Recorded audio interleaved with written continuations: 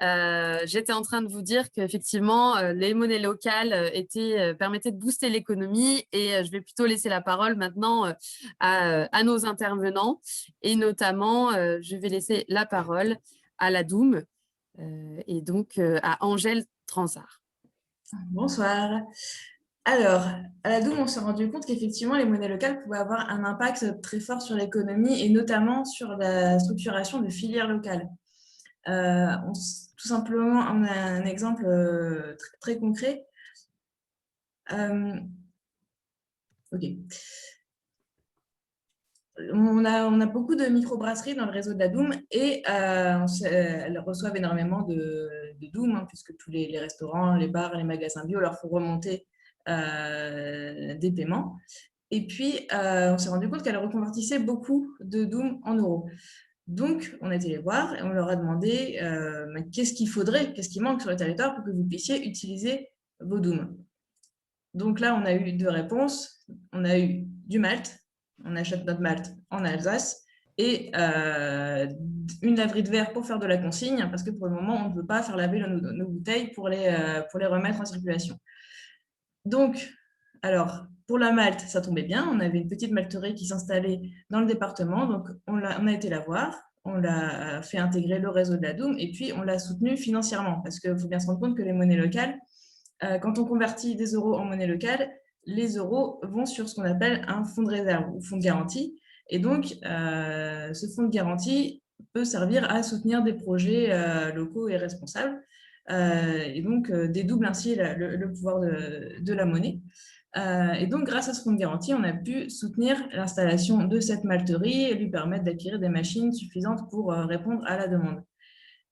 Pour la laverie de verre, eh bien, il n'y avait rien. Donc, on a commencé à créer un petit groupe, voilà, commencé à rassembler en fait des professionnels du réseau qui étaient intéressés par ce projet de laverie de verre, commander une petite étude de faisabilité, interpeller les collectivités, et petit à petit, le projet a pris de l'ampleur et récemment s'est constitué en coopérative dans laquelle, à nouveau, la Doum, grâce à son fonds de réserve, a pris du capital. Donc, on se rend compte vraiment que la monnaie locale peut intervenir à plusieurs niveaux dans la structuration de filières sur un territoire. Au niveau du diagnostic, en fait, quand on fait partie de monnaie locale, on se rend compte très visiblement des filières qui tournent et des filières dans lesquelles il y a des manques sur un territoire. En termes aussi de mise en réseau, en fait, au sein d'une monnaie locale, il y a des professionnels, il y a des consommateurs, il y a des particuliers, il y a des collectivités, il y a un peu toute la chaîne. Et donc, ça permet de mettre facilement les gens autour de la table pour créer des projets. Et puis aussi du financement, c'est aussi, voilà, les monnaies locales ont aussi une capacité de financement pour les projets du territoire. Merci Angèle pour ce témoignage. Je laisse la parole maintenant à une autre monnaie, la monnaie Léman. Il me semble que c'est Michael Salamin qui devrait intervenir. C'est juste. Vous m'entendez? Ouais, c'est Oui, bon, je crois, hein. très bien. On te laisse la parole. Top. Bon, je vous aurais volontiers partagé quelques slides si c'était possible, que j'ai sur mon écran. Sinon, je vous fais ça comme ça. Moi, je suis là pour vous présenter. Je regarde juste si ça fonctionne. Est-ce que ça marche? Vous les voyez là? Oui, Top. oui. Splendide. Alors, je vais essayer d'être succinct. Avec la monnaie Léman, en fait, on a eu une occasion unique en novembre 2020, suite à la crise du Covid. La ville de Genève a décidé d'investir dans une action pour des bons solidaires. C'est-à-dire que c'est des bons à la consommation qui sont achetés par les citoyens de la ville de Genève. Et puis, l'objectif, c'est que la ville mette 20 francs, et puis ensuite le consommateur 80, il se retrouve avec un bon de 100 francs. Et puis, s'il veut, il peut mettre, si le commerce auprès duquel il achète le bon accepte la monnaie locale, en l'occurrence la monnaie Léman, eh bien, la ville rajoute 20 Lémans. Donc, il y avait un rabais, en gros, qui était offert par la ville de 33% si on achetait un bon auprès d'un commerce local sur une plateforme d'achat qui s'appelle en l'occurrence genèveavenue.ch. Et puis, si vous commandiez à travers ces bons pour acheter quelque chose, alors c'était livré à vélo. Et puis sinon, vous pouvez tenir vos bons jusqu'à la fin de l'année 2021. Ça a été une grosse opération qui a rencontré un grand succès. Donc, elle a été menée du 15 novembre au 15 janvier, 15 novembre 2020 au 15 janvier 2021, donc ce printemps-ci. Donc, la première opération a vraiment bien fonctionné, a été reconduite jusqu'au 28 février. Je vous donnerai juste les chiffres finaux. Vous pouvez, la conférence est enregistrée, vous pourrez voir les autres plus tard s'il vous faut. Donc, on a 24 millions de francs suisses qui ont été investis dans l'économie locale. Et puis, 4,2 millions de ces francs ont été investis auprès des commerces qui participent à la monnaie locale, donc qui sont membres du Léman. Et puis, il y a 700 000 francs suisses qui ont été injectés en monnaie Léman dans l'économie locale. Ça représente donc là 17% de la valeur des bons qui ont été redistribués auprès des membres du Léman. Et puis, on a 9% des membres du Léman, les participants à cette action, tous les commerces qui ont pu participer à cette action, il y en a 9% d'entre eux sont des membres du Léman. Donc, on peut voir qu'il y a une proportion plus large en fait, de fonds qui ont été redirigés vers les commerces qui adhèrent à la monnaie locale par rapport aux autres. Ça donne, en fait, si on fait les calculs pour voir un petit peu quelle est la performance, l'objectif là, c'est de dire est-ce que les gens sont plus prêts à acheter en monnaie locale près de chez eux et puis, est-ce que ça, c'est juste? Alors, on voit ici que si on fait les calculs, on découvre qu'on a une performance inexpliquée de plus 10%, c'est-à-dire que les bons en Léman performent mieux de 10%, c'est-à-dire que le commerce local performe mieux de 10% lorsqu'il est utilisé en monnaie locale.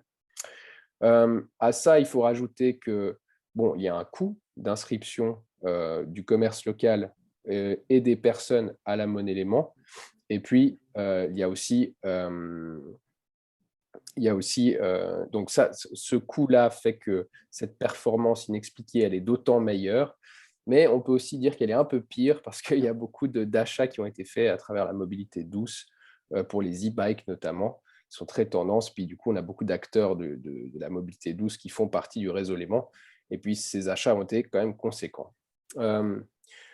On peut observer aussi qu'à travers les réseaux sociaux, pour la com qui a été faite par la ville de Genève pour les bons solidaires, que les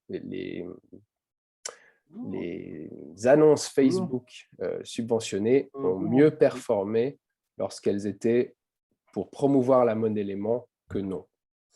Donc, en fait, on a une petite meilleure performance. On voit qu'on ne veut pas recommencer comme avant. Peut-être qu'il y a quelque chose qui se bouge là.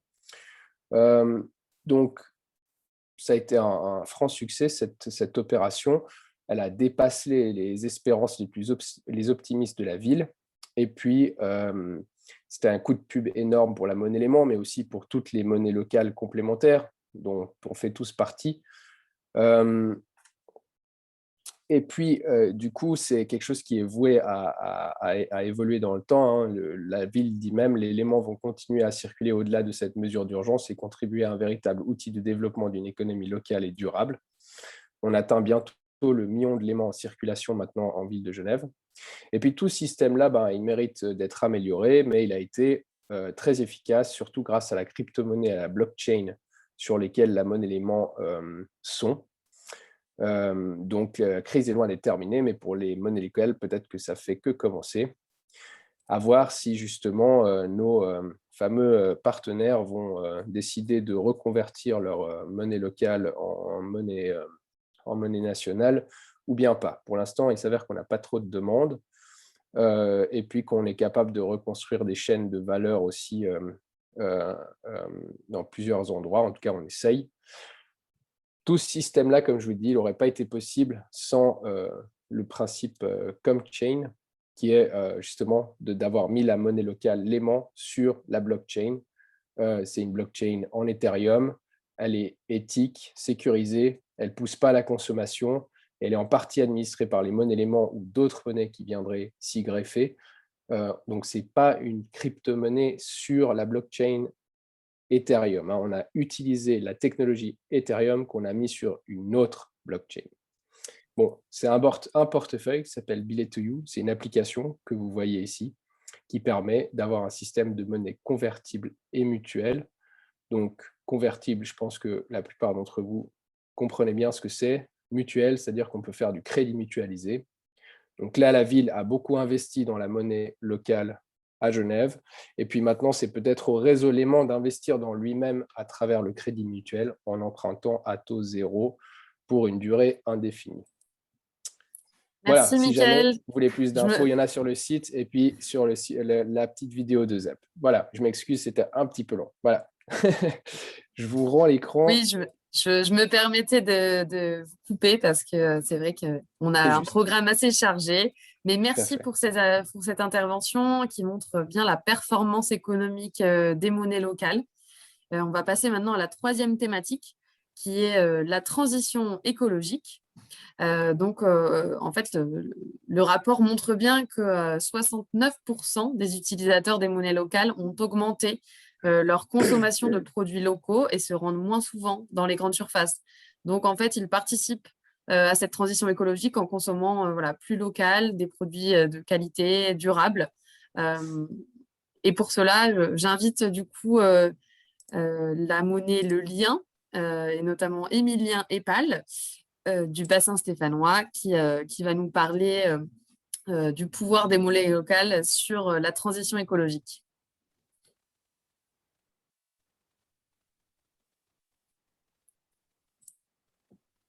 Émilien, est-ce que... Alors, Émilien est absent ce soir, mais Ok. il y a donc Agnès, tu peux cliquer sur le logo du lien et ça renverra vers son témoignage en vidéo, puisqu'il est en ce moment à l'AG du lien. Donc, il est à 2 événements en même temps. Il est super fort. Et en C'est attendant ça la voilà. technologie. Et Agnès, tu pourras activer ton micro pour entendre la vidéo et ce sera parfait.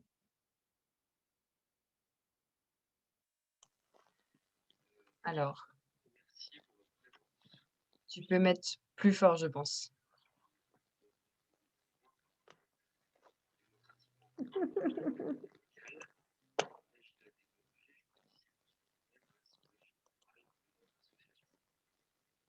Depuis un an environ, en complément de notre activité de mise en circulation et d'animation de la monnaie locale, le lien a engagé une stratégie à destination des professionnels en vue de renforcer la coopération économique entre acteurs de son territoire.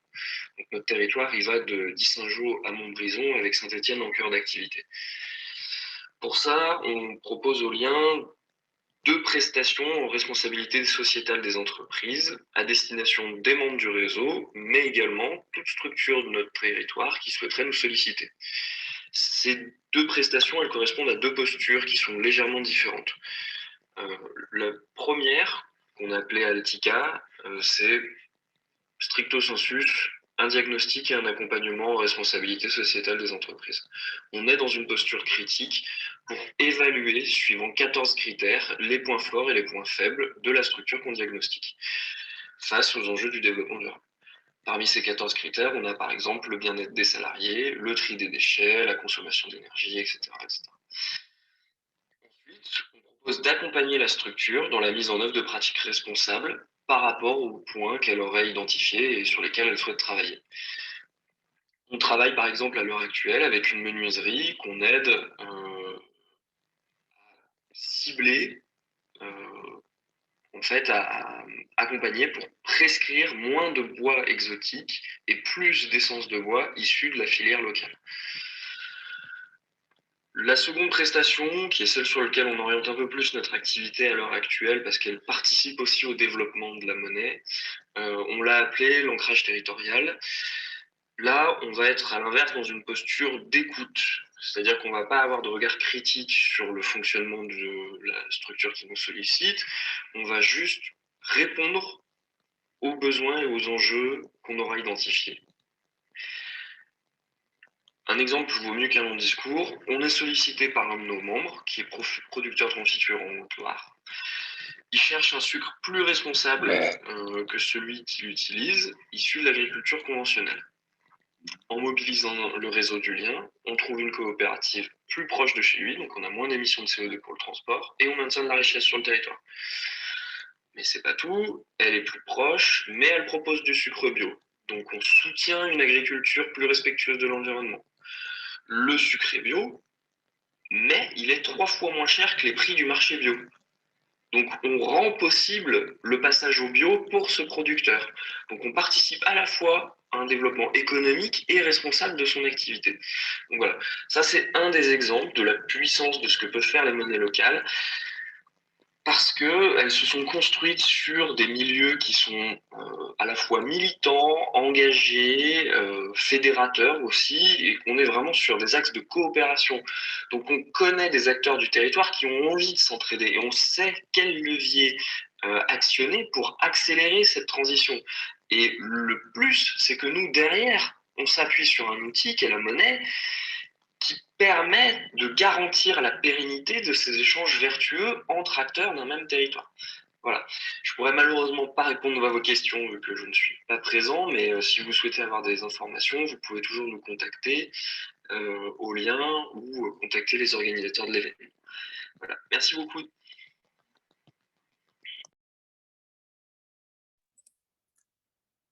On remercie ce témoignage à distance. Et on va pouvoir passer du coup à la quatrième thématique, qui est en fait la thématique de la solidarité, puisque effectivement monnaie locale et solidarité sont aussi très liées, puisque les monnaies locales permettent de créer des réseaux solidaires, notamment avec des citoyens, mais aussi des professionnels et tout un tas d'autres acteurs.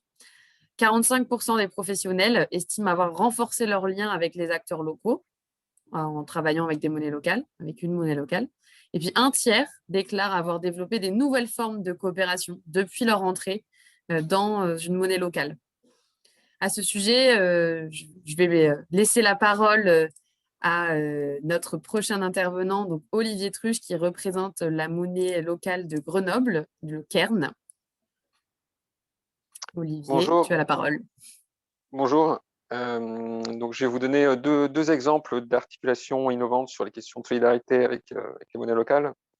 Une première qu'on a menée donc pendant un mois avec le CCAS de Grenoble, donc le Centre communal d'action sociale, qui donc on avait 4 000 et quelques euros qu'on a transformés en cairn, en unité de monnaie locale, et qu'on a distribué à 220 personnes qui venaient demander l'aide facultative. Donc voilà, ils avaient la possibilité d'avoir 20 euros supplémentaires sous forme de cairn. Et donc ça a permis de parler un petit peu du projet, de leur montrer un peu le réseau où vous pouvez consommer. Et on faisait à chaque fois, quand on les rencontrait, un petit peu un focus sur quelques acteurs, notamment une épicerie solidaire qui a des tarifs qui étaient quand même plutôt bien accessibles. Et donc, on s'est rendu compte que quand on discutait avec les personnes, la moitié ne connaissait pas cette épicerie solidaire. Et on sait que le mois suivant, plus d'un tiers des cairns qu'on avait mis en circulation se seront trouvés dans l'épicerie solidaire. Donc, ça peut permettre de faire une sorte de micro-fléchage à travers la monnaie locale, de comment on peut l'organiser. Et souvent, avec les CCAS, ça peut être aussi d'éviter les bons alimentaires qui peuvent être stigmatisants, en préférant du coup utiliser une monnaie locale. Un autre exemple donc, qui est en cours, je ne sais pas si vous connaissez le projet Carillon, qui notamment sur Lyon, qui permet un réseau d'entreprises qui vont permettre à des personnes SDF de venir dans leur commerce et d'avoir un service gratuit du type ici on peut recharger son portable, ici on peut utiliser des toilettes, ici on peut garder tes affaires. Voilà, il y a une quinzaine de services comme ça où ça peut être des cafés suspendus, des sandwichs suspendus, ce genre de.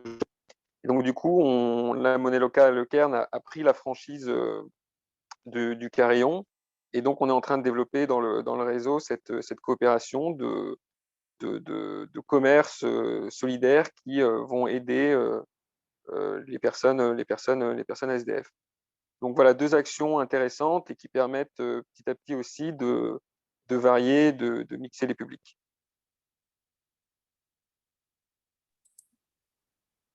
Merci Olivier pour ce témoignage qui montre qu'effectivement, les monnaies locales permettent de recréer des réseaux solidaires, d'entraide aussi entre les habitants. Voilà. Je rappelle que vous pouvez poser vos questions sur le chat et puis on y répondra à la fin de cette table ronde. On va passer maintenant à la 5e et dernière thématique qui est évoquée du coup dans ce rapport. C'est la thématique des dynamiques territoriales. Alors effectivement, les monnaies locales permettent de renforcer ces dynamiques territoriales et on a noté que 50 collectivités locales sont adhérentes à une monnaie locale en France. Et en fait, ça représente 9 monnaies locales qui ont un partenariat avec une ou plusieurs collectivités. Ce qui fait que, effectivement, les acteurs publics, les collectivités territoriales sont des acteurs très importants dans la dynamique des monnaies locales. Ils participent et ils permettent d'impulser aussi les projets autour des monnaies locales. Je redonne la parole du coup à Charlotte Bazir de La Gonette pour nous expliquer un peu plus ce dont il s'agit. Oui, merci Laurie. Alors sur cette catégorie, La Gonette peut faire exemple, et en fait tout vraiment récemment, puisque la ville de Villeurbanne en premier, puis ensuite la métropole de Lyon, et là encore plus récemment, là ça date d'il y a à peine 2 heures, la ville de Lyon ont adhéré à l'association La Gonette. Donc, qu'est-ce que ça veut dire quand les collectivités adhèrent à une monnaie locale? En fait, pour les monnaies locales, l'adhésion d'une collectivité, c'est un gage de confiance pour, pour le grand public et pour toutes les personnes qui connaissent les monnaies locales ou qui connaissent pas trop et qui, voilà, qui doutent de leur utilité, de leur impact, etc. Et le fait qu'une collectivité adhère à une monnaie locale, ça, voilà, ça donne confiance. Et derrière, au-delà du gage de confiance, c'est un véritable levier pour développer la monnaie locale, puisque la collectivité va pouvoir, en accord bien sûr avec la monnaie locale et enfin en accord entre les deux structures, se servir des canaux de communication de la collectivité pour faire connaître la monnaie locale, puisque comme vous le savez, je pense, aujourd'hui, les monnaies locales manquent encore un peu de moyens financiers pour être davantage connues. Donc utiliser les canaux de communication des collectivités sert à, à diffuser ce message, auprès du grand public, et au-delà de ça, donc à promouvoir son utilisation sur le territoire, sur lequel elles ont une action. Et donc augmenter le nombre d'utilisateurs, augmenter le nombre de partenaires sur le territoire.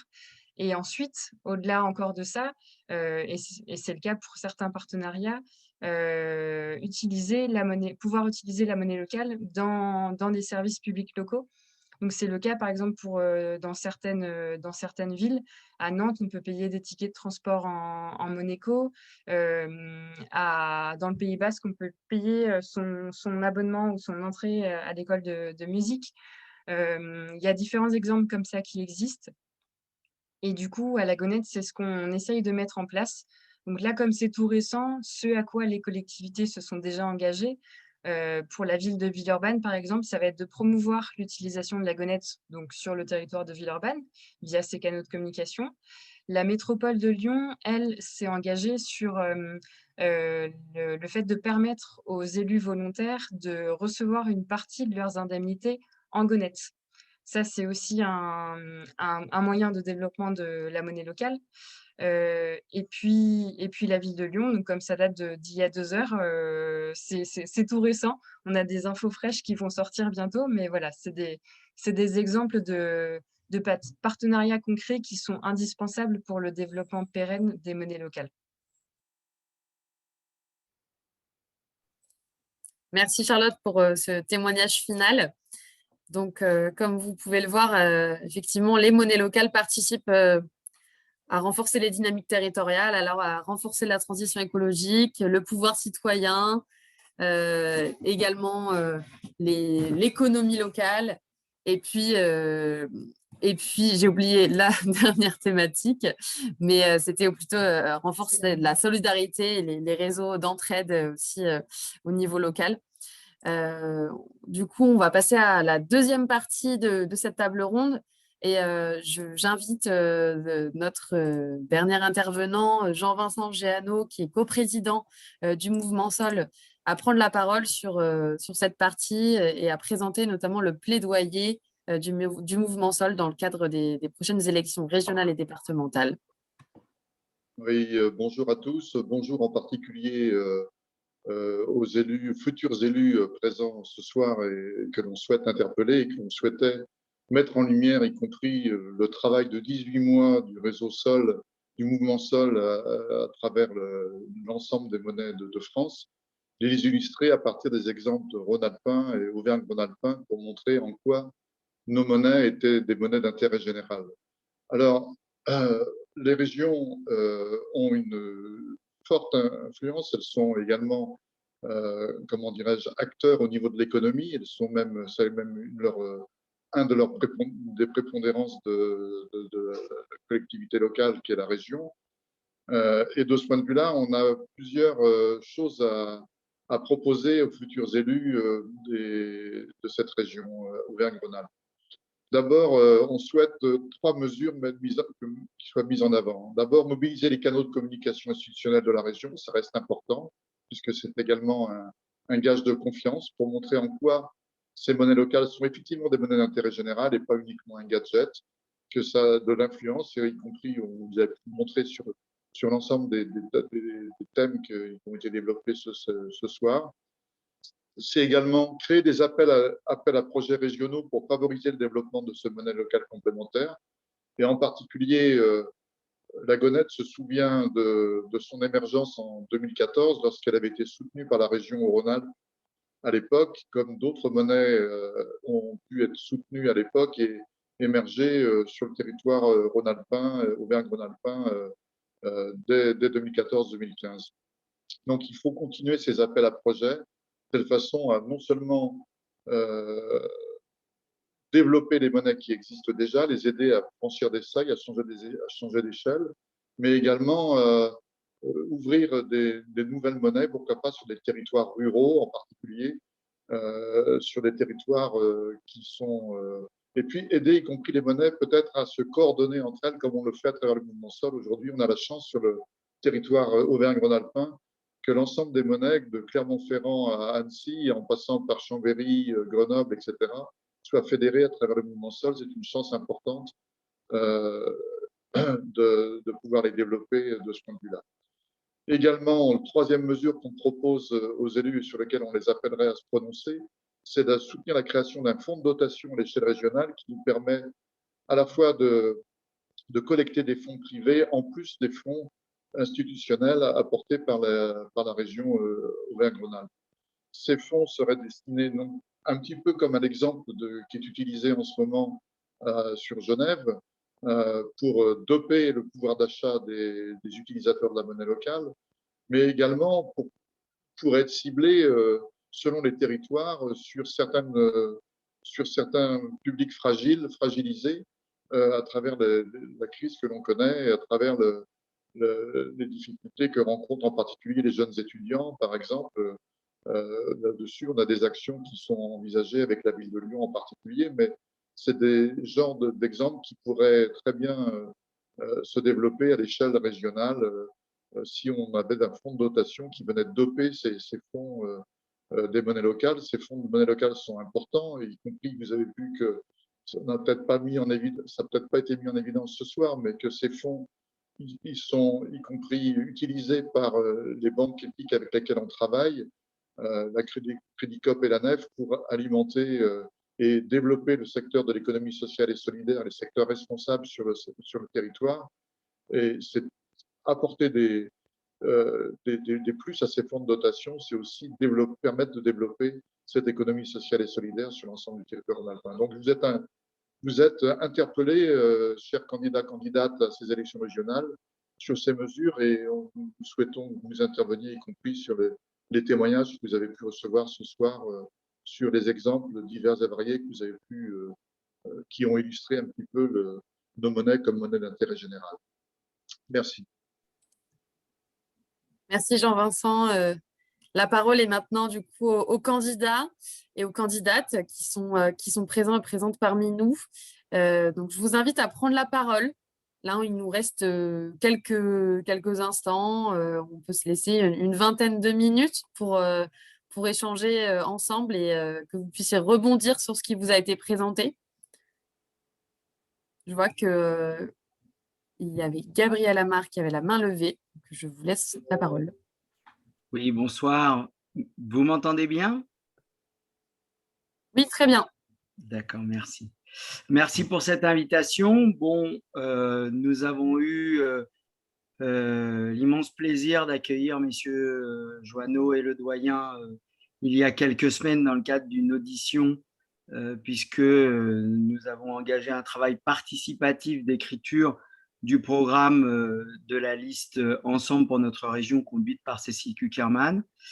Donc, nous sommes plus à convaincre si, du reste, il y avait un enjeu en la matière. Pour avoir eu en plus personnellement des expériences par le passé dans d'autres régions, je souscris complètement au fait que c'est un formidable accélérateur de relocalisation, d'éthique et de priorité à la bifurcation écologique qui nous est chère, que de soutenir la dizaine à ce jour, et j'espère plus, de monnaies locales complémentaires de notre région.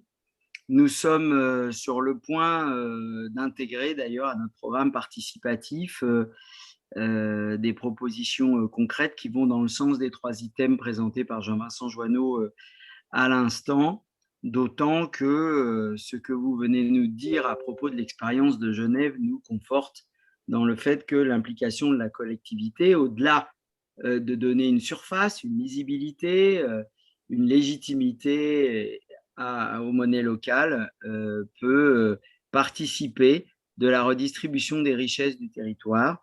Notre région a les moyens d'injecter les millions nécessaires à booster, à développer, à donner un coup de pouce à l'implantation et à la valeur et au pouvoir d'achat des usagers des monnaies locales. Voilà ce que je pouvais en quelques mots vous apporter comme témoignage de nos travaux, et je vous remercie au nom de cette liste.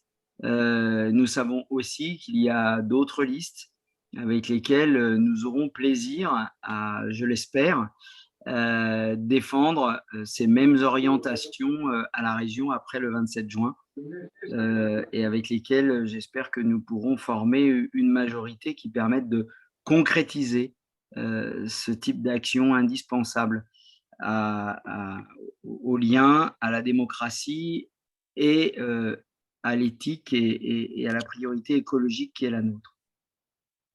Merci. Merci, Monsieur Gabriel Amar. Je donne la parole à la prochaine candidate, Pascal Bonnier-Chalier. Je crois que c'est vous qui aviez levé la main en deuxième. Oui, bonjour. J'espère qu'on aura tous le temps de parler, quoi qu'il en soit.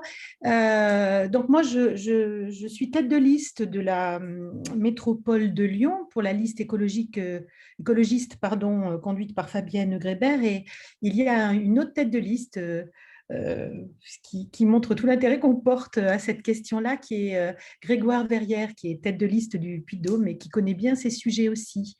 Bon, oui, peut-être il aura aussi envie de compléter. On ne s'est pas coordonné, on va faire de l'impro.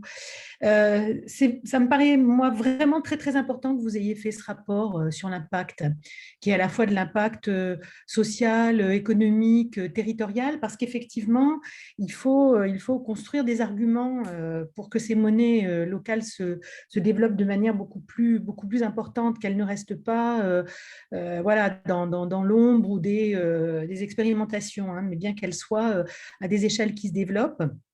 Vous évoquiez d'ailleurs le milieu rural. Effectivement, hein, monnaie se poser qu'il y ait d'autres initiatives que dans des centres urbains. Alors nous, ça rentre, je pense qu'on n'est pas là complètement par hasard, bien sûr. Hein, c'est pas nouveau que les écologistes s'intéressent aux monnaies locales. Donc, sur les 3 points que Jean-Vincent évoquait tout à l'heure, que peut faire la région? Parce que c'est ça qui nous paraît important. Alors, nous, notre politique écologique, hein, qui est un rapport, enfin un programme qui fait à peu près maintenant une trentaine de pages, prévoit effectivement hein, ce que nous, on a appelé une transformation écologique de l'économie. Et voilà, et qui correspond évidemment beaucoup à une reterritorialisation de l'économie afin de pouvoir hein, avoir une économie qui soit évidemment plus dense en emploi et plus faible en carbone. C'est quand même pour nous extrêmement important. Donc, le rôle de la région là-dedans, moi je pense qu'il peut mettre peut-être même, alors pour vous donner un peu des ordres de grandeur, on souhaite nous, augmenter le budget dédié à l'économie sociale et solidaire. On a fait une évaluation pour augmenter les moyens accordés de plus de 45 millions d'euros. C'est une priorité pour nous à côté d'autres. Hein, et après, on va redéployer les aides aux entreprises selon des critères d'éco-conditionnalité qui, comme vous le savez, ne sont pas du tout aujourd'hui en vigueur lors du mandat actuel. Donc, bon, moi, je pense que ça ne sera pas bien compliqué d'imaginer un appel à projet pour aider à développer les monnaies existantes et la création de monnaies dans d'autres territoires. Je suis tout à fait d'accord sur l'aspect communication. Hein. Je pense que faire des plaidoyers, convaincre, rencontrer des intercommunalités, rencontrer des élus locaux, ça va être pour vous important et il faut que la région vous aide pour décrire toutes les pratiques hein, qui sont plutôt positives et réussies que vous venez de nous montrer tout à l'heure. Rentrer dans le détail, je pense que c'est tout à fait important que la région vous aide sur ces aspects de communication institutionnelle, sur les aspects donc d'appel à projet pour aider à développer et bien sûr participe à un fonds de dotation. Ça je ne vois pas pourquoi on ne le ferait pas. Enfin, ça me paraît tout à fait bien. Moi, il me semble que ce qui est intéressant dans ce que vous racontez, c'est la question de la coopération. On a rencontré pas mal d'entreprises là, depuis le début de la campagne, Fabienne, Grégoire, moi et d'autres hein, sur les différents territoires. Et ce que l'on voit, hein, c'est que d'une manière générale, de toute façon, hein, la région actuelle, elle ne sait pas coopérer déjà. Elle ne sait pas coopérer, elle ne sait que imposer, elle ne sait que faire du clientélisme. Elle n'est pas dans la coopération sur des projets. Alors, c'est vrai sur l'économie, mais c'est vrai dans bien des domaines. Et donc, la région, c'est pourtant une collectivité territoriale de second rang qui a, alors dans plein de domaines, mais en économie, qui a cette fonction-là, c'est-à-dire d'aider d'aider les projets qui naissent en subsidiarité. Voilà, c'est là qu'elle doit être pour être le mieux positionnée. Et pour ça, ça veut dire qu'elle se rapproche des territoires, des responsables des territoires. Ça peut être des élus, mais ça peut être évidemment, bien sûr, des entreprises, des acteurs privés, associatifs, coopératifs, enfin, voilà. Qu'elle se rapproche de ces acteurs du territoire pour construire des coopérations avec elles et aider effectivement ce système de coopération à fonctionner à des échelles locales, mais à des échelles aussi régionales. Vous preniez le cas de la consigne, enfin, vous preniez le cas des brasseurs, et on a visité récemment à Vaux-en-Velin une entreprise qui va se transformer en SIC, que l'URSSCOP accompagne actuellement, qui s'appelle Rebouteille. Et son système est c'est un écosystème territorial, c'est-à-dire ça ne fonctionne que dans un territoire donné. On peut tout à fait imaginer que des entreprises de ce type-là utilisent en partie ces monnaies locales à des échelles, soit uniquement parce qu'ils sont implantés sur la métropole, mais ils sont aussi en travail avec le territoire stéphanois et des territoires dans le département de l'Ain.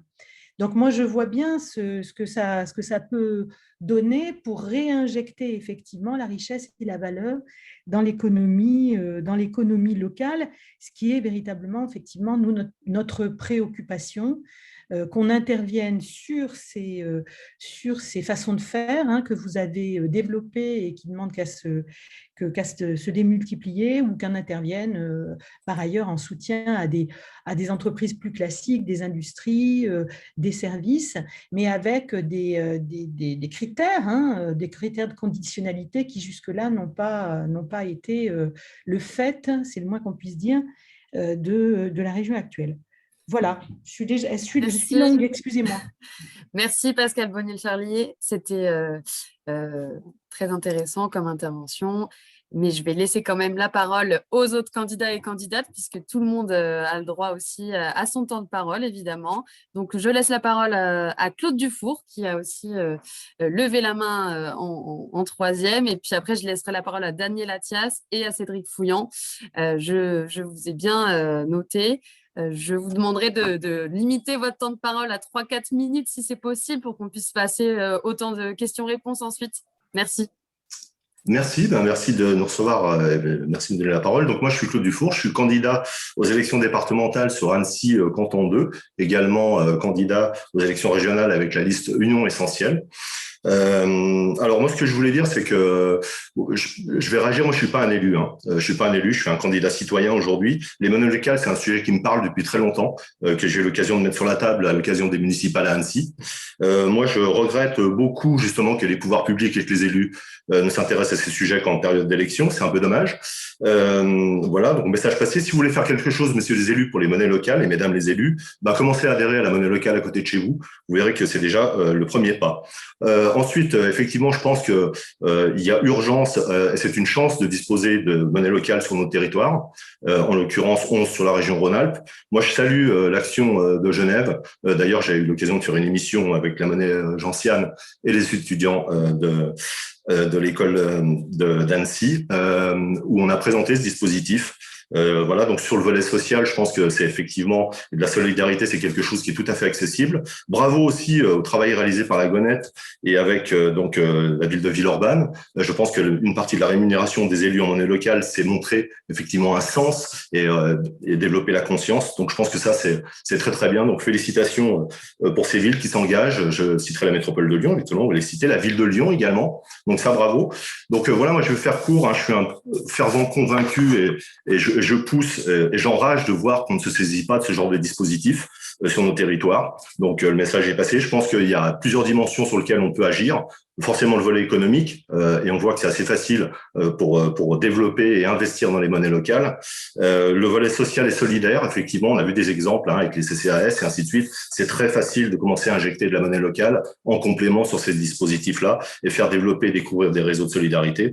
Et puis également, sur nos territoires, je pense qu'il y a un troisième volet, c'est le tourisme, dont on n'a pas parlé, qui est lié à l'économie, mais le tourisme responsable, le tourisme durable, passe aussi par les monnaies locales, qui est une consommation de sens, une consommation de circuits courts et raisonnée. Donc voilà pour ce que j'avais à en dire. Donc vous comprendrez que je suis un fervent soutien des monnaies locales et vous aurez toute mon énergie là-dessus. Merci. Merci Claude Dufour pour cette intervention. Effectivement, le tourisme, un secteur qui est encore plus impacté en ce moment et qui peut tout à fait se servir des monnaies locales pour aussi se développer. Je laisse du coup la parole maintenant à Daniel Attias.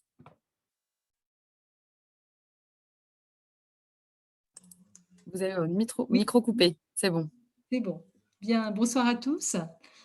Merci pour ces différentes présentations que j'ai trouvées très intéressantes. Moi, j'interviens au nom du MoDem. Je rejoins donc la majorité présidentielle avec Bruno Bonnell. Alors, moi, je suis une convaincue des monnaies locales. Donc, bon, pour une raison un peu personnelle, c'est que je les vois dans une tradition de l'humanisme lyonnais. Et donc, tout l'esprit de solidarité, d'ouverture m'apparaît fort intéressant. Et bon, j'ai discuté cette semaine, puisqu'on avait voilà, une visio commune avec les autres colistiers, d'une mesure. Alors, je vais parler un peu à court terme et très concrètement, et puis après, on pourra parler sur d'autres mesures à plus long terme.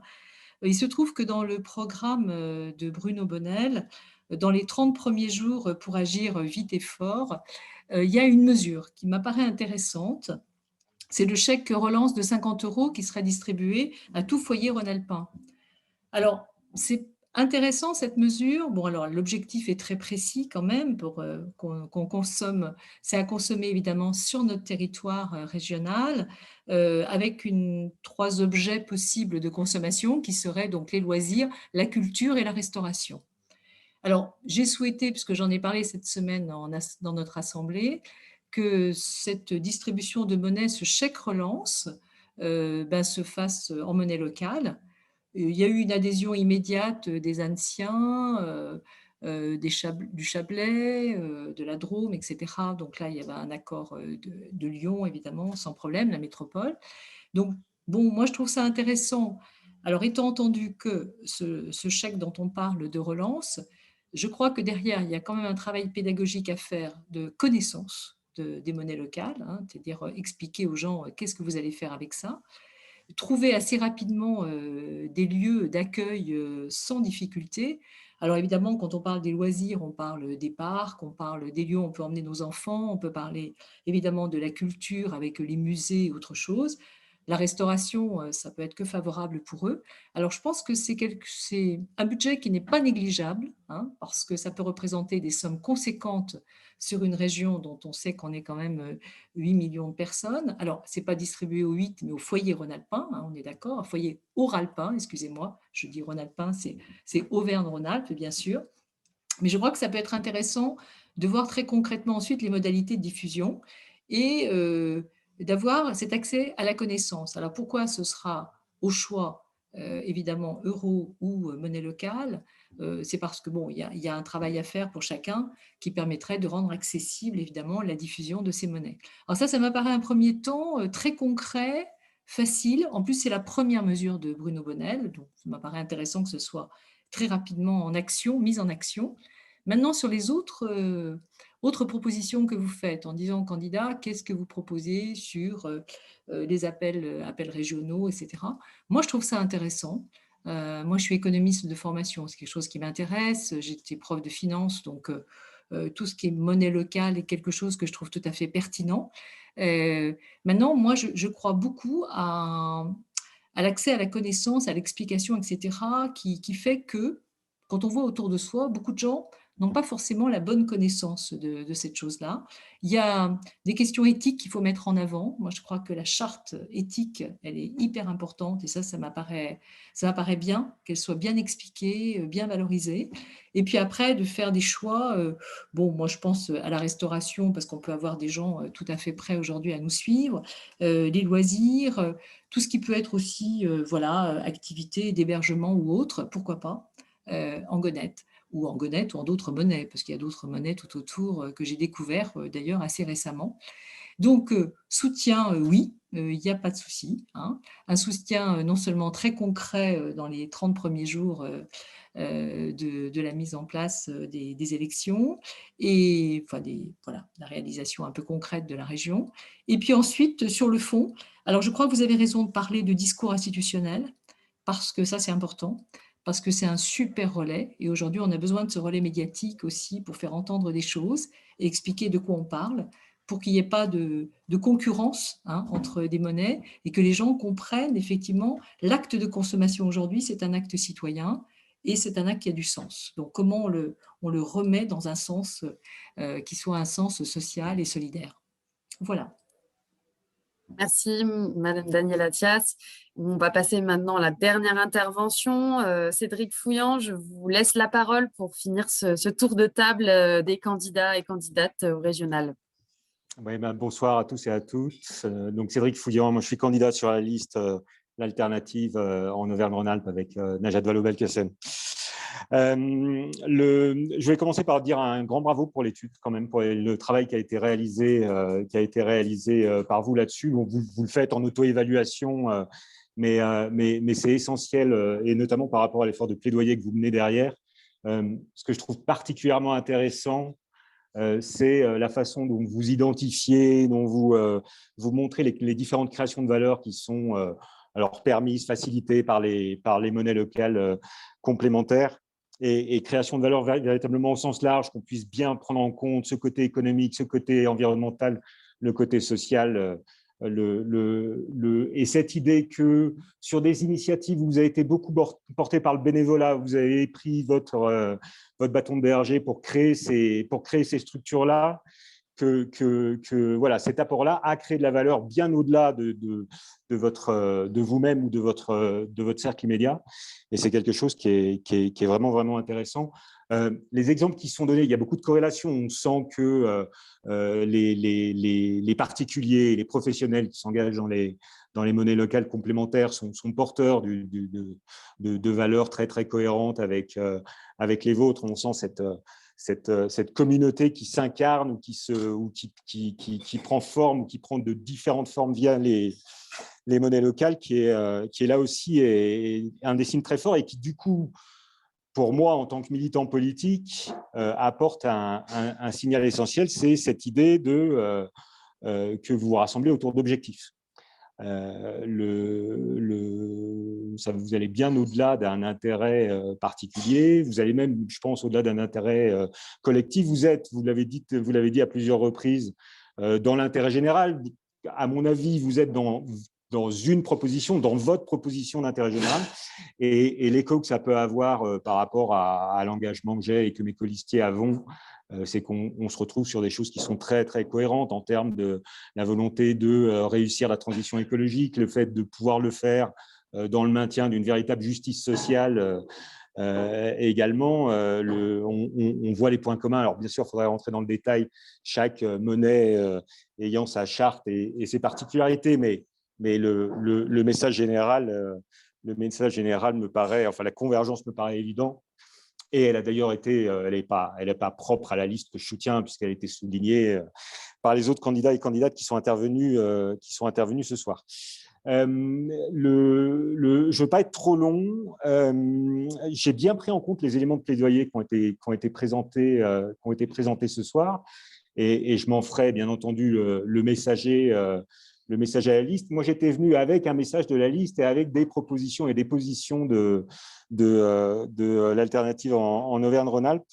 Et je vous les livre. Je vous les livre simplement maintenant, et puis on verra dans les questions-réponses si vous voulez approfondir.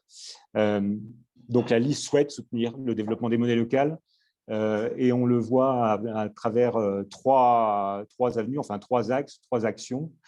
La première action, c'est d'envisager les adhésions aux différentes monnaies locales sur le territoire régional pour soutenir leur développement, pour jouer le rôle de tiers de confiance qui a été évoqué tout à l'heure.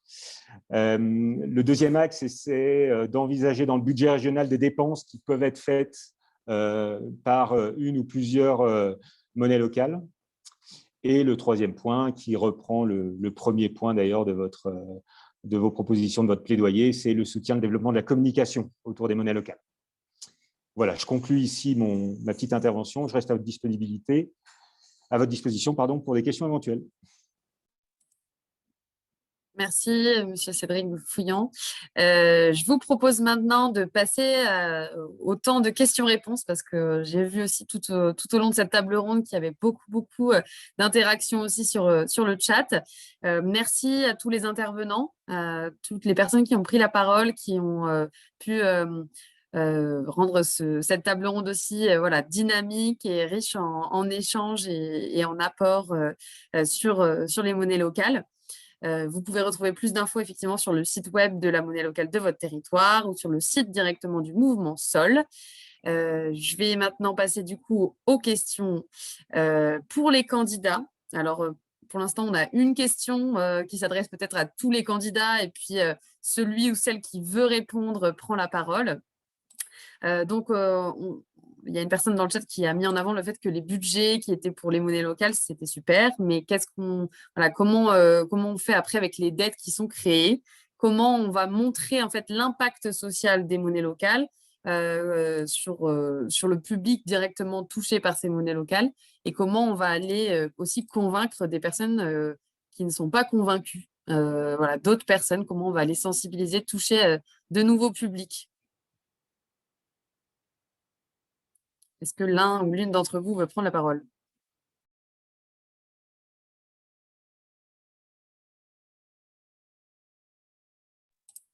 Alors, Claude Dufour, peut-être rapidement. Vous avez levé la main le premier. Alors, rapidement, je pense que pour convaincre, il faut montrer l'exemple. Donc, c'est déjà la première chose à faire. Après, sur les vertus des monnaies locales, je pense que quand on se penche un tout petit peu, effectivement, sur la situation actuelle, le monde dans lequel on vit, on découvre très vite les vertus des monnaies locales.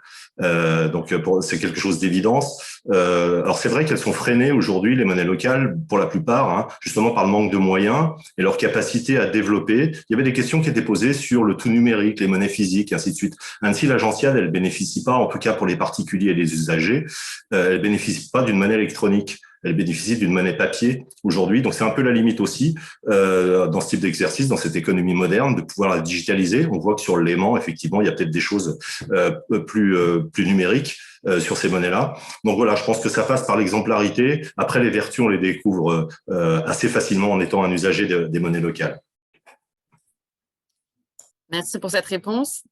Pascal Boniel-Chalier, vous vouliez ajouter un élément de réponse? Ouais, j'ai un nom difficile à dire, hein. C'est donc Boniel-Chalier. Boniel-Chalier, oui, j'ai Voilà, peut-être mal c'est pas prononcé, grave. excusez-moi. Non, c'est pas grave, c'est difficile d'avoir quand on a un nom composé. C'est surtout que sur Zoom, en plus, on ne voit pas l'entièreté de votre nom. Après, c'est pour ça, c'est mal foutu. Oui, enfin, je pense qu'il ne faut pas que la région, elle le fasse par le haut, quoi. Il faut que ça soit, je me répète un peu, mais dans des partenariats bien construits avec les territoires, notamment, ça peut être des intercommunalités. Parfois, les communes rurales sont trop petites, mais à l'échelle d'une intercommunalité ou de plusieurs intercommunalités, ou bien sûr, après, quand on est sur des petites villes ou des plus grandes villes, voilà, je pense que c'est comme ça qu'il faut organiser l'information au plus près et en même temps en réseau, c'est-à-dire ce que vous avez monté, vous, qui est parfait, enfin, et qui permet de regarder ce qui se passe ailleurs. Moi, sur l'impact social, je pense que, alors on le voyait avec j'aurais bien aimé interroger votre intervenant de Genève, là, sur la monnaie, le Léman, avec les chèques solidaires ou les bons solidaires, ça s'appelle. Et j'aurais bien aimé avoir la structure sociale des bénéficiaires, c'est-à-dire quand c'est les mêmes questions qu'on se pose, par exemple, quand on soutient les bons alimentaires, enfin voilà, on se pose ces questions-là, c'est-à-dire c'est quel type de personnes qui arrivent à les utiliser, et ils consomment quel type de produits, voilà. Donc je pense que pousser un peu plus loin l'analyse serait assez chouette à l'échelle régionale, justement, pour savoir un peu plus comment c'est perçu.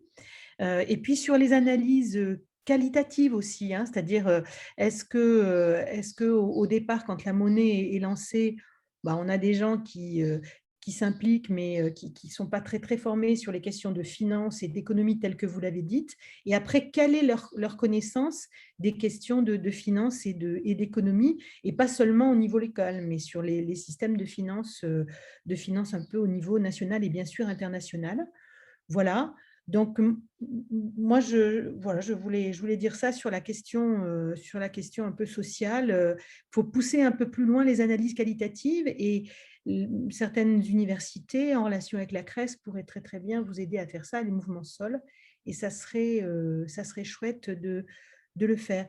Je vais vous mettre dans le chat, là, dans la conversation, un article sur les monnaies locales dans une revue qui s'appelle Dardar et qui évoque des expériences aussi à l'international dans des quartiers très très pauvres, notamment en Amérique latine.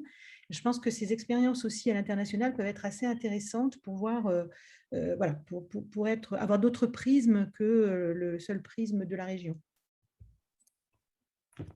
Merci. Cédric Fouillant, est-ce que vous aviez levé la main? Oui, je l'avais levé et vite rebaissé. Par rapport en réponse à la question qui est posée, pas perdre de vue quand même que vous restez, enfin les associations, vous restez les acteurs principaux de promotion là, de ces solutions. Hein. Enfin, je pense que ce n'était pas ce qui était sous-entendu, mais le soutien de l'institution régionale à vos initiatives respecte le fait que ce soit vos initiatives. Il ne s'agit pas en tous les cas, j'espère que ce n'était pas le propos, de dire que c'est à la région demain d'être éditrice de monnaie locale. C'est justement parce que vous êtes impliqué, parce que vous impliquez sur vos territoires qu'il y a aussi beaucoup de richesses qui sont tirées de ces initiatives. Par rapport à l'impact social, ce qu'on retrouve dans le rapport qui nous a été présenté aujourd'hui, on a déjà des éléments qualitatifs surtout, on a un peu de quantitatif, on a des exemples donnés qui sont une bonne base.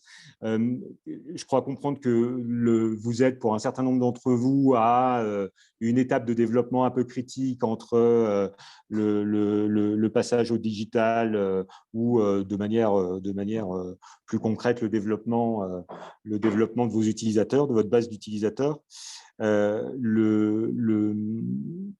Il me semblerait que les arguments que vous avez déjà synthétisés sont à même de convaincre un grand nombre de partenaires à passer le pas et à vous accompagner dans ce développement. S'il y avait besoin de rentrer un petit peu plus loin, effectivement, et ça a été évoqué, des évaluations par des tiers le plus ciblées sur la quantification de l'impact social pourraient être intéressantes. Très bien, merci. Daniel Attias, vous vouliez compléter peut-être rapidement? Oui, très vite, très vite. 2 points qui m'apparaissent très intéressants, c'est le fait que ces monnaies locales sont en grande partie digitalisées. Je crois que la monnaie électronique, c'est excellent comme moyen de paiement aujourd'hui parce que c'est vraiment déjà une avance sur le futur, hein, c'est-à-dire que vraiment là, c'est un pas en avant qui m'apparaît très, très performant. Je pense surtout aux professionnels, hein, parce que les particuliers, bon, c'est OK, mais vous visez des professionnels et donc c'est important que ce soit dans ce sens-là, enfin, avec ce support-là. La deuxième chose qui m'interpelle, et moi je pense que là, il y a une vraie réflexion à mener, c'est quelqu'un qui a posé des questions sur les dettes. En l'état actuel du développement des monnaies locales, moi, je ne vois pas trop quels processus de dette peuvent être en œuvre. Par contre, plus le développement se fera, plus cette question peut se poser. Et moi, je me disais, est-ce qu'il n'y aurait pas intérêt à créer un fonds de mutualisation, un petit peu comme on trouve dans d'autres instances, parce que finalement, dans d'autres instances européennes ou ailleurs, on a des fonds de mutualisation qui fait qu'on mutualise les dettes de manière à ce qu'il y ait effectivement dans un département, dans un district, quelqu'un qui est en situation très défavorable, il puisse y avoir des compensations et des possibilités de rééquilibrage de comptes budgétaires par rapport à d'autres. C'est une réflexion que j'ouvre et que je vous livre comme ça, comme j'y pense à l'instant. Je m'arrête là. Merci. Gabriel Amar, on vous laisse la parole pour clôturer cette réponse collective. Très brièvement, d'abord, dire que je nuancerai un peu ce que je viens d'entendre parce que sur le choix du type de monnaie, monétisée ou pas, j'ai envie de dire d'abord, c'est du ressort des animateurs, du gouvernement local, de cette monnaie complémentaire au regard des usagers, des cibles et des chartes qui les animent, comment ils souhaitent faire vivre et animer la présence d'une monnaie qui est utile aux échanges réels, bassin de vie par bassin de vie. Donc, je ne plaiderai pas pour la monnaie numérique ou monétique systématiquement, mais je laisserai plutôt ça du ressort de l'animation du territoire ou du bassin de vie. Sur la question de l'endettement, en dehors du fait qu'il ne faut jamais être tétanisé par par ces sujets, encore moins dans notre région qui, historiquement, sur les dernières décennies, ou en tout cas la dernière, n'est pas spécialement endettée. Mais si ces monnaies, justement, resédentarisent, font en sorte que le panier de commission ne s'évapore pas à 95% en dehors de la région et relocalise de la richesse, c'est une forme d'investissement, même si ça mobiliserait le budget de fonctionnement de la collectivité régionale, c'est une forme d'investissement parce que c'est un formidable accélérateur de la relocalisation de la richesse dans le territoire. Donc, ça ne m'inquiète pas trop de consacrer peut-être un peu moins à l'épargne régionale, d'autant qu'elle était particulièrement importante ces dernières années, presque trop, et consacrer plutôt les quelques millions nécessaires à soutenir, ça a été dit avant moi, notamment par le représentant, l'avant-dernier intervenant, mais pour soutenir les projets locaux de manière désintéressée pour elle-même.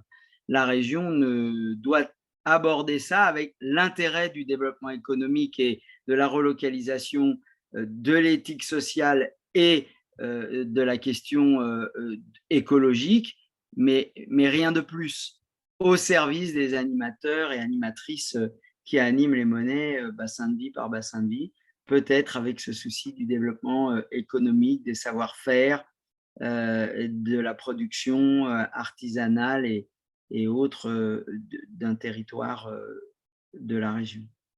Merci. Très bien, on va pouvoir maintenant passer sur les questions qu'on a recensées sur plutôt comment fonctionnent les monnaies locales et quel est leur impact aussi sur les différentes thématiques qu'on a pu aussi évoquer pendant cette table ronde. Sur la thématique citoyenneté et démocratie, il y a plusieurs questions qui vont plus s'adresser du coup là aux porteurs et porteuses de monnaie locale qui sont intervenus aussi pendant la première partie de cette table ronde. Donc la première question, ça porte sur l'Agonet, plus précisément, sur la gouvernance qui a été mise en place et le fonctionnement des collèges. Est-ce que en fait, les débats des collèges sont publics ou sont publiés quelque part pour inspirer d'autres groupes? Charlotte, est-ce que tu peux répondre à cette question? Oui, tout à fait. Les comptes rendus des collèges sont toujours publiés sur le site web de l'Agonet. Et je peux vous mettre en lien l'organigramme. Je sais que j'ai vu la question passer dans la discussion. Je peux vous mettre l'organigramme du collège de l'Agonet, enfin des collèges de l'Agonet pour comprendre un peu mieux comment ça se passe.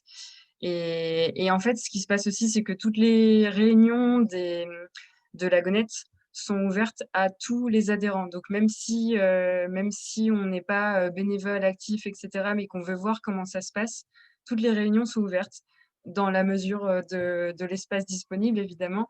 Mais c'est possible d'y participer, du coup, de voir un peu comment ça se passe. Et tout est ouvert, quoi. C'est quasiment en totale transparence. Ok, très bien. J'espère que ça répond. Autre question sur la collaboration, le partenariat des monnaies locales avec les différentes universités et le monde de la formation. Est-ce qu'il y a d'autres monnaies locales qui collaborent avec des étudiants au niveau des recherches académiques? Je sais qu'il y a eu quelques réponses qui ont été données un petit peu dans le chat. Par exemple, le Cairn à Grenoble travaille aussi avec des universités. Est-ce qu'il y a une des monnaies locales qui souhaite répondre plus largement à cette question?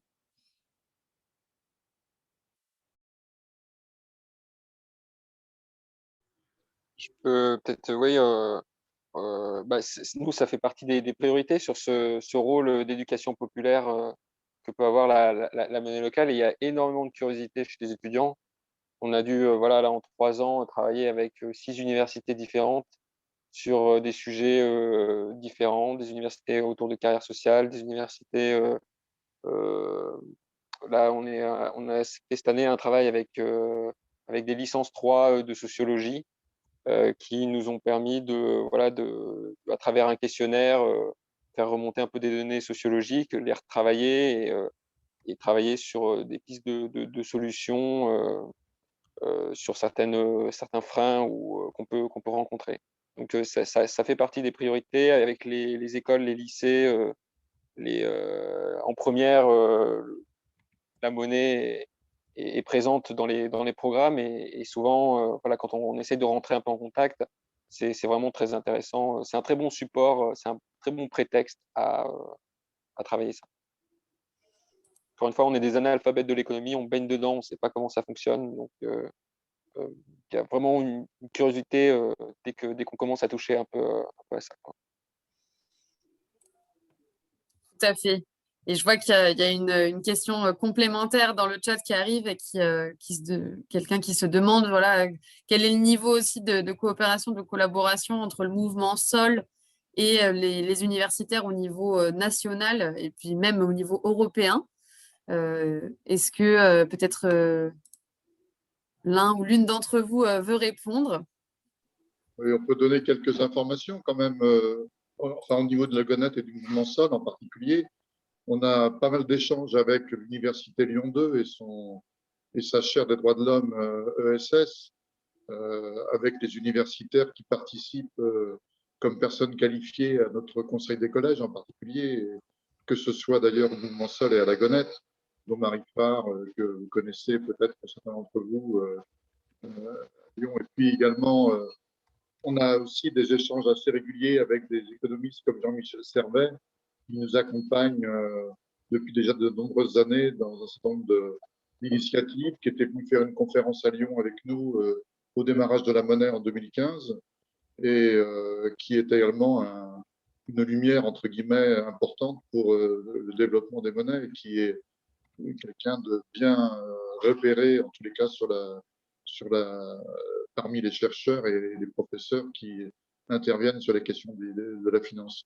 Donc, la collaboration avec les universitaires, elle est essentielle pour nos monnaies et pour le mouvement Sol en particulier. Et c'est quelque chose que l'on tend à fructifier et à faire valoir, y compris jusque dans nos organes de décision et de consultation. Au mouvement Sol, nous avons y compris un conseil scientifique dans lequel interviennent justement ces universitaires en particulier, y compris des gens comme Patrick Vivray, qui n'est pas tout à fait universitaire, qui est une personnalité à la fois philosophe et à la fois intervenant ancien à la Cour des comptes, etc. Donc, bon, ce sont des gens importants avec lesquels comment dirais-je, on a des conversations et des études régulières. Merci. Et sur l'international, je peux ajouter un mot sur l'international. Il y a eu aussi des rencontres de ce type-là. Et pour vous dire, la naissance des monnaies locales en France est liée notamment à une assemblée générale en 2009 organisée par le mouvement Sol, où on avait le Kimgor en Allemagne et le Palmas au Brésil qui avaient été évoqués. Et ça a été vraiment à ce moment-là que la graine a été plantée dans le territoire français.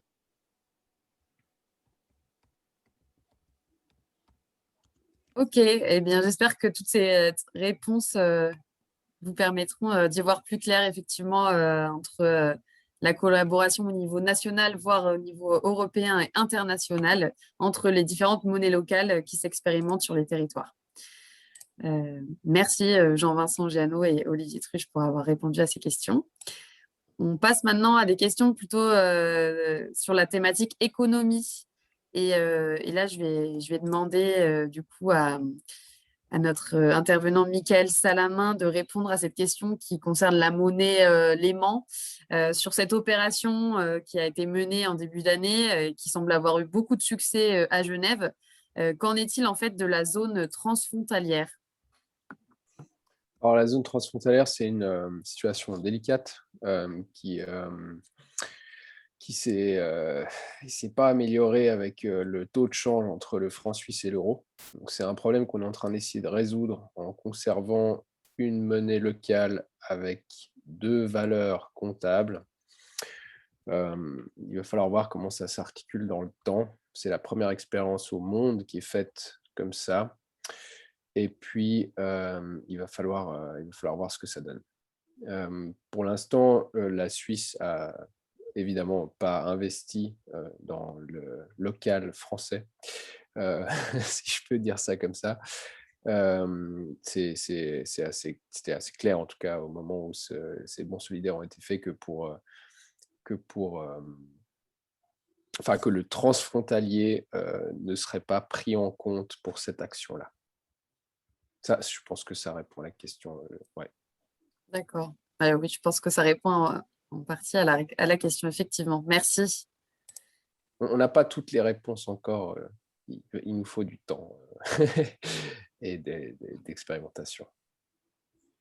Est-ce que vous pouvez préciser également en quoi le statut de cette blockchain privée est éthique? Éthique. Ouais, c'est une bonne question.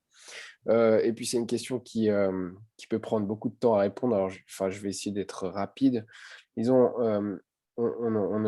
j'ai entendu parler là de proof of work, proof of state, donc preuve d'état, preuve de travail sur les blockchains. C'est une manière de sécuriser les blockchains. Donc là, c'est vrai qu'on est sur une blockchain proof of work qui demande donc beaucoup de calculs. Sauf que la monnaie Lehman a décidé, enfin avec ComChain, parce que la monnaie Lehman fait partie de cette blockchain, mais elle ne la gère pas. C'est ComChain qui gère ça, qui est une autre association, dont toutes les monnaies peuvent faire partie d'ailleurs. Donc là, ce qu'on a, c'est que c'est éthique parce qu'on a sorti du proof of work, c'est-à-dire que c'est sur des serveurs qui sont gérés par les monnaies locales, et donc on conserve le contrôle sur comment ça fonctionne. On ne se tire pas la bourre, si je peux dire comme ça, pour calculer les blocs. Et puis, c'est une monnaie qui, du coup, consomme très peu. Et en termes CO2, du coup, elle est éthique.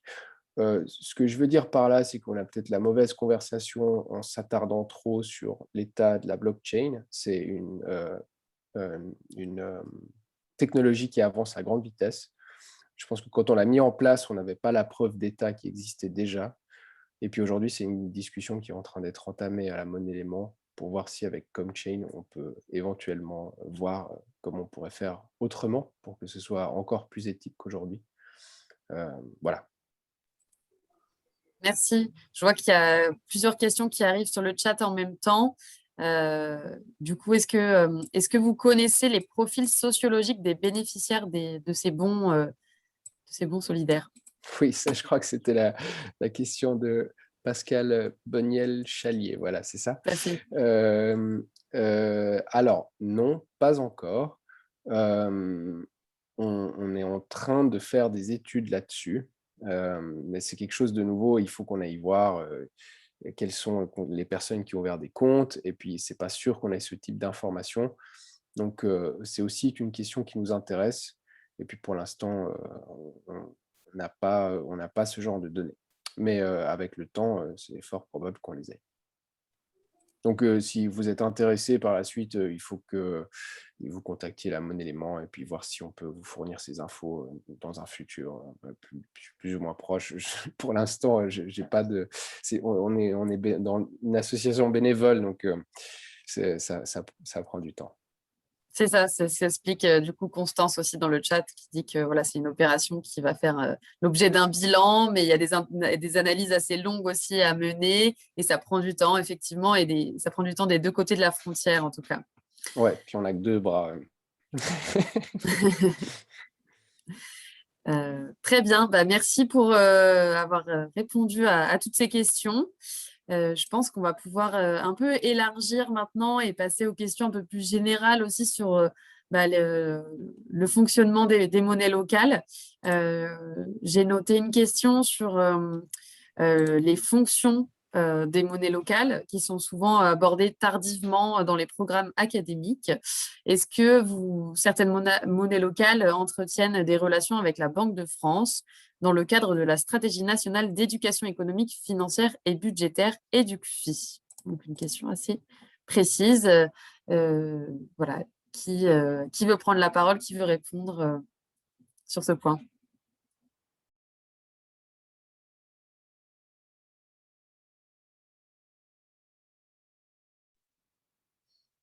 Je ne saurais pas répondre de mon côté, mais je ne sais pas si Jean-Vincent du Mouvement Sol aurait la réponse ou. Mais c'est une bonne question, c'est une super bonne question. Et je sais que très tardivement, il me semble, la Banque de France s'est mise à faire un peu de pédagogie sur les réseaux sociaux, notamment des vidéos sur YouTube. Mais pour l'instant, à ma connaissance, on n'a pas de lien. Je laisse Jean-Vincent répondre. Je pense qu'on n'a pas encore assez d'importance en France Oui. disons que la Banque de France et en particulier la DGFiP, l'organisme de contrôle en quelque sorte d'initiative, parce que nous sommes encadrés quand même. Nous ne pouvons pas faire fonctionner la planche à billets ici. On parlait de la dette tout à l'heure, mais on ne sait pour l'instant toutes les monnaies qui sont en circulation, qu'elles se soient sous forme de papier, que ce soit sous forme numérique, elles sont contre-garanties, et nécessairement contre-garanties. On ne peut pas fonctionner de planche à billets. Mais de ce point de vue-là, on a des marges de manœuvre de progression, puisque on a la possibilité, comme ceci, d'aller jusqu'au million de francs avant de commencer, un million d'euros, excusez-moi, avant de commencer à être contrôlé par la Banque de France et ses organismes de contrôle.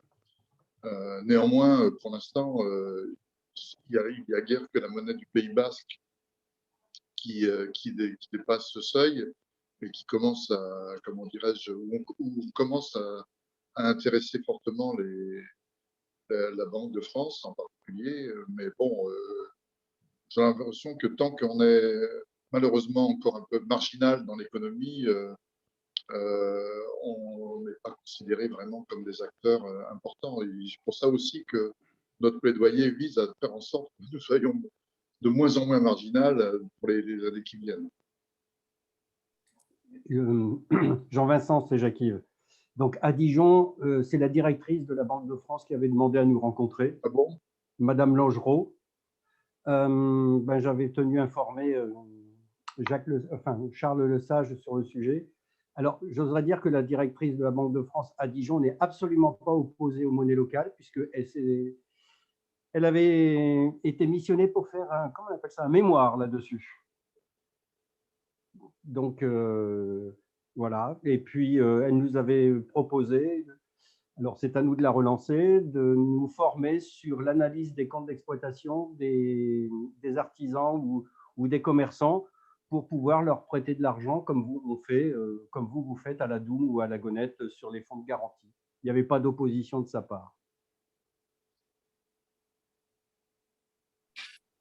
Donc voilà, okay, si tu veux que je te transmette les données. Non, je veux dire, on est par exemple, une des questions qu'on se déclare comme monnaie d'intérêt général, mais on n'est toujours pas reconnu en tant que tel comme monnaie d'intérêt général par le fisc, par exemple, en France. Ah oui, oui. On a tous cherché bien souvent à faire en sorte que les cotisations, les dons apportés aux monnaies puissent être défiscalisés, pourquoi pas, puisqu'on se réclame d'intérêt général.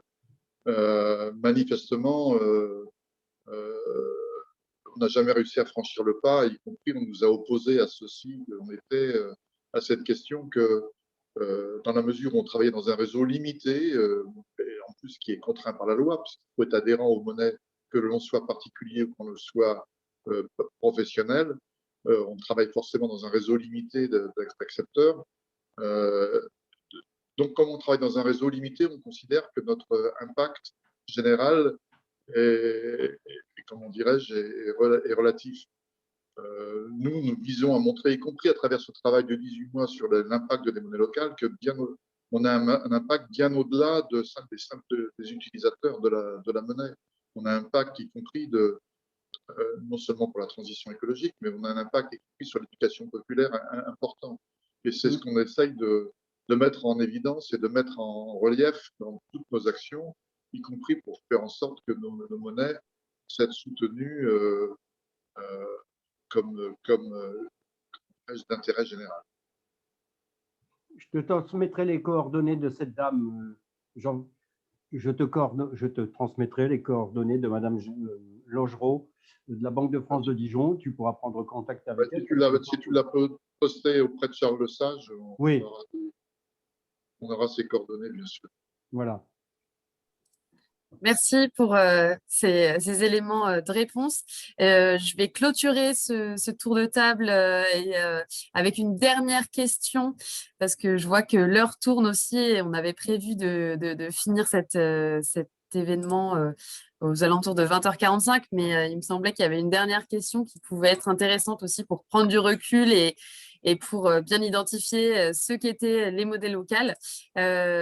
C'était une question d'une personne qui avait posé dans le chat, qu'est-ce qui, en fait, parmi toutes les monnaies locales présentes, ne peut pas être couvert en monnaie locale dans les besoins courants d'une population? Quelqu'un avait répondu le diesel, mais il y a peut-être d'autres choses qui ne peuvent pas être voilà, couvertes, d'autres besoins, on va dire, essentiels à la population qui ne peuvent pas être couverts en monnaie locale. Est-ce que l'un d'entre vous veut prendre la parole?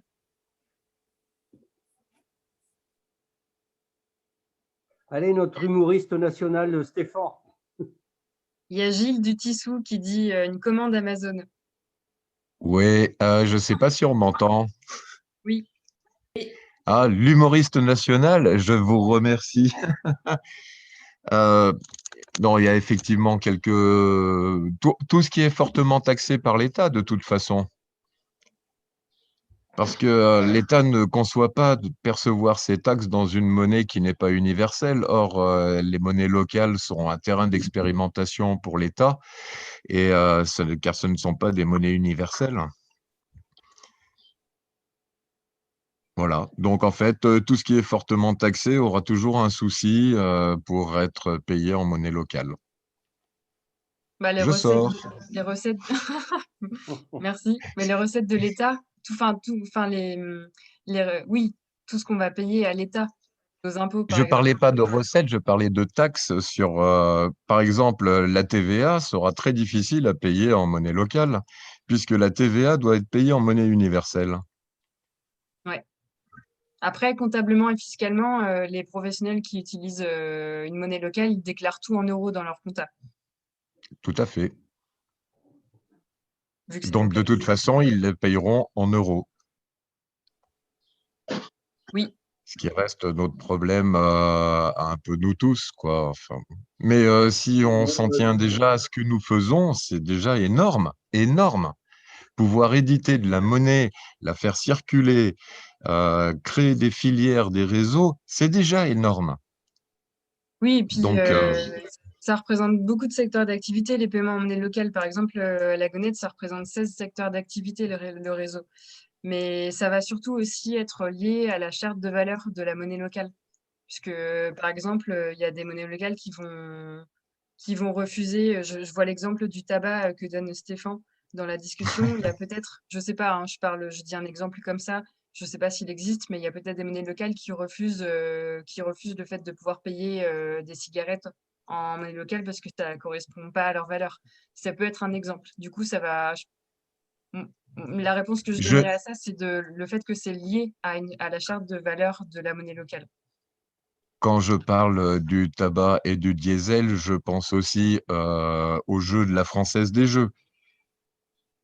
Ça m'étonnerait qu'on puisse un jour les payer en monnaie locale.